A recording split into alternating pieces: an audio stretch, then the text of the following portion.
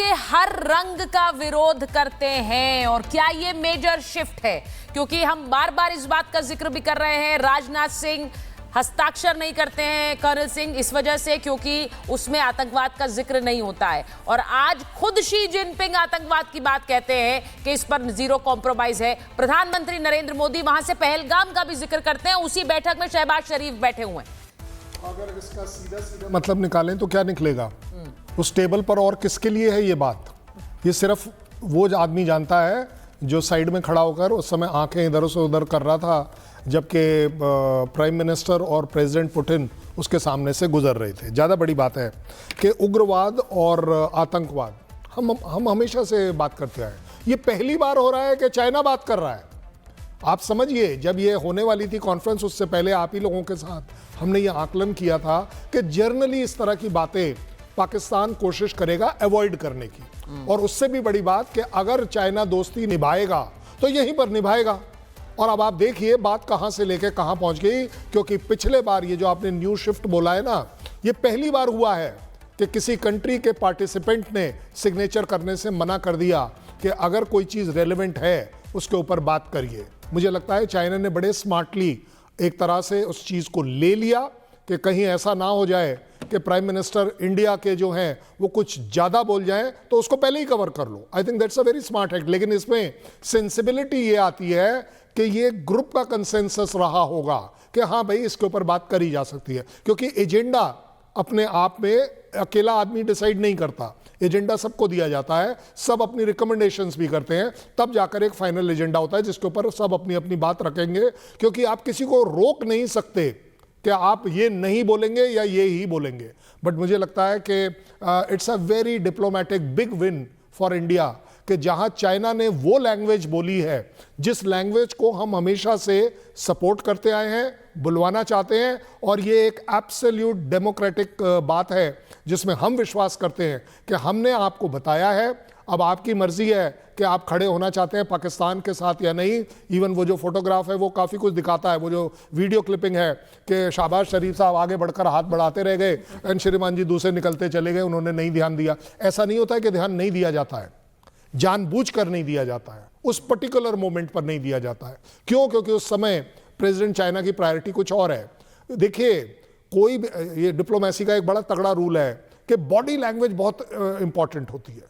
Body language के ऊपर सब कुछ चलता है। एक प्राइम मिनिस्टर आपकी तरफ बढ़ रहा है, आप अपने साइड वाले आंख से देख पाते हैं कि कोई मेरी तरफ आ रहा है, आप हल्का सा इधर हो जाते हैं, मतलब क्लियर है कि मैं आपको नहीं देखना चाहता हूं। सर, आतंकवाद को लेकर तो एक मैसेज है, अपनी बात आप पूरी कीजिएगा, लेकिन साथ ही साथ अमेरिका के साथ पाकिस्तान के सेना प्रमुख की या पाकिस्तान की जो नजदीकी बढ़ी हुई है उसको लेकर भी एक मैसेज है तमाम देशों का कि आप उस देश के साथ नजदीकी बढ़ा रहे हैं जो दुनिया के देशों को धमकी दे रहा है, डराने की कोशिश कर रहा है, इसलिए आपको अलग कर रहे हैं हम इस मंच पर। नहीं, मुझे लगता है कि प्राइम मिनिस्टर ने जिसको बोलते हैं ना रेड लाइन क्रॉस कर दी है, एक सीधे सीधे बता दिया है। क्योंकि देखिए, जब दादागिरी की बात आ रही है, डोमिनेंस की बात आ रही है, प्राइम मिनिस्टर किससे बात कर रहे हैं? इस ग्रुप में तो कोई ऐसा है नहीं। बात सिर्फ एक ही की हो रही है जो दुनिया में अपने आप को टॉप लीडर बताकर बैठा हुआ है, या अपनी दादागिरी करने की कोशिश कर रहा है, या सेलेक्टिवली दादागिरी कर रहा है, वगैरह वगैरह। ज्यादा बड़ी बात यह है कि यस, आज हम देख रहे हैं वो जो न्यू शिफ्ट की बात कर रहे हो कि इंडिया आंख में आंख लगाकर नहीं देख रहा। आज इंडिया आपकी तरफ घूर कर देख रहा है, चाहे वो कोई भी हो। अगर आप चाइना हो, मैं कोई बहुत बड़ा चाइना का फैन नहीं हूं, लेकिन मैं जानता हूं कि अगर आपने गलवान किया है उसकी सजा आपको मिलेगी, और उसकी सजा और ज्यादा मिलेगी। दैट डजंट मीन कि मैं आपके साथ ट्रेड नहीं करूंगा। ट्रेड में तब भी कर रहा था, अब भी कर रहा हूं। जहां तक बात आ रही है अमेरिका की, अमेरिका के साथ हमारी मिलिट्री एक्सरसाइज शुरू होने वाली है। ऐसा नहीं है कि हमने सब कुछ बंद कर दिया, लेकिन जिस तरीके से आप हमें डरा रहे हो, जिस तरीके से आप हमें पाकिस्तान बनाने की कोशिश कर रहे हो कि इशारा किया मुनीर को, इधर से इधर आ जा तो इधर आ गया, उधर से वापस जा, वापस जाते ही बोला एक बार फिर से आ जा, वो फिर से आ गया, तू बोल दे ये, तो उसने बोल दिया चाइना के खिलाफ कि भाई चाइना हमारा एनिमी है या नहीं है। ये क्या है? ये इसको कठपुतली बोलते हैं। ये कठपुतली डांस देखने में बड़ा अच्छा लगता है, लेकिन एज अ कंट्री भारत ने डिसाइड किया है we will not dance to the tune of US, we will dance to our own tunes. और एक बड़ी क्लियर बात है, अपने दर्शकों को यह भी बताएं, क्योंकि जब अंतर्राष्ट्रीय मंच पर इस तरह का किसी भी तरह की एक समिट होती है जिसमें अलग अलग राष्ट्रीय अध्यक्ष होते हैं, वहां से जो एक संदेश जाता है वो एक पाकिस्तान जैसे देश के लिए बहुत एम्बैरेसिंग हो सकता है, क्योंकि उस मंच से भारतीय प्रधानमंत्री पहलगाम की बात कर रहे हैं, आतंकवाद की बात कर रहे हैं, और वो होस्ट कंट्री जो है चीन, उसके राष्ट्रपति भी आतंकवाद की बात कर रहे हैं। अब जैसा आपने कहा colonel Singh, the messaging is very clear, क्योंकि आतंकवाद में लिप्त कौन सा देश वहां बैठा हुआ है, वो पाकिस्तान है, और इसीलिए ये मैसेजिंग वहां की मीडिया में भी डिस्कशन होगा कि कितना एम्बैरेसिंग मोमेंट ये हो गया कि शहबाज शरीफ को वहीं मौजूद थे और पहलगाम की बात हो रही थी और आतंकवाद की बात हो रही थी। लेकिन सिर्फ संदेश यही नहीं है, जैसा आपने कहा ट्रंप के लिए जो बात उन्होंने, प्रधानमंत्री ने एक वेल्ड अटैक जिसे कह सकते हैं, एकाधिकार और दबदबे की नीति खतरनाक है, ये डोनाल्ड ट्रंप के लिए ही है और उस मंच से है जहां सारी शक्तियां मौजूद हैं। कर्नल सिंह, नहीं, देखिए, सबसे बड़ी बात है कि एम्बैरेसिंग नॉन एम्बैरेसिंग मुझे नहीं पता, वो पाकिस्तान हैज टू डिसाइड, लेकिन ऐसी मेरी जनरल नॉलेज में है, एम्बैरेसिंग तो उसके लिए होता है ना जिसकी कोई इज्जत हो, सेल्फ रिस्पेक्ट हो, जो कंट्री हमेशा से डिक्लेयर करता आया है कि हम ये सारे काम करते आए हैं, उसके लिए क्या फर्क पड़ता है। लेकिन मैं कहता हूं इंडिया ने एक बहुत बड़ा स्टेप लिया है कि आपको इतना भी नंगा नहीं किया है कि आपका बाय नेम लेकर हम करें। Prime minister has been very careful, he has not said कि पाकिस्तान तुमने क्या किया है, सबको मालूम है तुमने क्या किया है, लेकिन मैंने आपको इस मंच से बताया है कि ये एक अटैक पहलगाम सिर्फ इंडिया पर नहीं है, हिंदुइज्म पर नहीं है, ये पूरी दुनिया पर अटैक है, वो एक बहुत बड़ी बात आती है। और अगर उसी को अगर हम आगे लेकर चलें, वो जो दबदबे वाली आपने बात करी, कल पुतिन ने क्या बोला, all countries need to be respected in their own वे।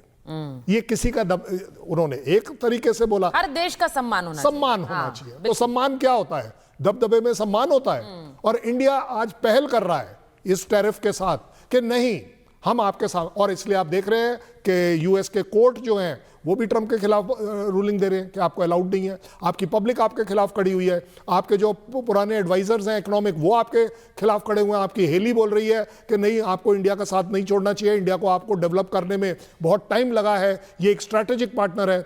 मैं ये मानता हूं कि स्ट्रैटेजिक पार्टनर अभी भी हम रहेंगे, ऐसा नहीं हुआ है कि कोई भी हमारी संधि कैंसिल हो गई है, लेकिन जो यूएस एक्सपेक्ट कर रहा था कि जिस तरीके से सब जगह हर एक ने उनकी लाइन टो करी है, इंडिया भी शायद करेगा, इंडिया ने नहीं किया। इंडिया बात करने को तैयार है, आपके साथ ट्रेड डील करने को तैयार है, विन विन सिचुएशन पर बात करनी है तो करिए, नहीं करनी है तो मुझे हक है कि मैं अपनी इंडस्ट्री, मेरे अपने कंट्री के हित में, राष्ट्र सर्वोपरि के रखते हुए मैं वो काम करूंगा जो मेरे देश के लिए ठीक है, बिल्कुल, आपके लिए होना हो। और एक और जो संदेश प्रधानमंत्री ने दिया है वो इकोनॉमी को लेकर, अर्थव्यवस्था को लेकर, जब वो कह रहा है कि भारत एक खुली अर्थव्यवस्था है, एससीओ देशों का भारत में स्वागत है, ये कहा प्रधानमंत्री नरेंद्र मोदी ने। हर चुनौती को अवसर में बदलने की कोशिश की गई है। रिफॉर्म, परफॉर्म और ट्रांसफॉर्म के मंत्र पर आगे बढ़ें और आगे बढ़ते रहेंगे। प्रधानमंत्री इसके पहले भी अलग अलग मंचों पर यह बात कहते रहे हैं और एक बार फिर उन्होंने एससीओ के मंच से यह बात कही है। कर्नल सिंह, उन्होंने जो लास्ट ओ की डेफिनेशन दी वो क्या है, अपॉर्चुनिटी। अपॉर्चुनिटी क्या होता है, अपॉर्चुनिटी सिर्फ बिजनेस करने का नहीं होता है। Mister US, you have to understand कि आप सिर्फ अपॉर्चुनिटीज एक्सप्लॉइट नहीं करेंगे, अपॉर्चुनिटी है देश के लिए अच्छा करने के लिए, म्यूचुअल अच्छा करने के लिए, मानवता के लिए अच्छा करने के लिए, हर चीज में अपॉर्चुनिटी है आपके पास, आप ले या ना ले। As far as I am concern, पूरी दुनिया देख रही है, बात कर रही है, खिल्ली उड़ा रही है मिस्टर ट्रंप आपकी, कि आप सिर्फ अपॉर्चुनिटी अपने लिए देख रहे हैं। आप इस समय देख रहे हैं कि पाकिस्तान में कहीं वो स्पेशल वो मिनरल्स वगैरह जो मिल रहे हैं, उसके वजह से शायद आपको लालच आ रहा है, आप वहाँ ट्रेड करना चाह रहे हैं, आपका बेटा वहाँ पर वो बिटकॉइन करना चाह रहा है, ये सब आपका पर्सनल हो सकता है, बट एज अ कंट्री, हर कंट्री को एक इज्जत मिलनी चाहिए इक्वालिटी की, कि वो डिसाइड कर पाए कि वो क्या है। Every country can not be Pakistan. Mister Trump, you have to see it. और आप देख रहे हैं कि आपका एक्चुअली इंडिया के साथ कौन सा ऐसा रिलेशन है जो अच्छा नहीं है, आप उसको क्यों खराब करने पर आमादा हैं, सिर्फ एक वजह से कि आप ट्रंप हैं? नहीं, अब ऐसा नहीं होगा। इसी को हम बोलते हैं न्यू बिगनिंग। इंडिया ने जो न्यू बिगनिंग करी है, हम हर एक को, चाइना के साथ हमारे डिफरेंसेस हैं, लेकिन हम उनके जमीन पर खड़े होकर आज आतंकवाद की बात कर सकते हैं। चाइना हमारे ही उस आतंकवाद की बात करने को तैयार है। हम अगर दुनिया के लोगों को अपॉर्चुनिटी की बात कर रहे हैं, समानता की बात कर रहे हैं, मानवता की बात कर रहे हैं, पुतिन बोल रहे हैं कि देशों को इज्जत मिलनी चाहिए, सबके बीच में समानता होनी चाहिए, कहीं कोई दादागिरी, ये जो मल्टीपोलर, यूनिपोलर, पता नहीं कौन कौन से पोलर, कोई पोलर पर रहे या ना रहे, as far as India is concern वो बड़ा क्लियर है कि अपने अपने देश का हित देखना हर एक का राइट नहीं है, कर्तव्य है, आपको ये करना चाहिए।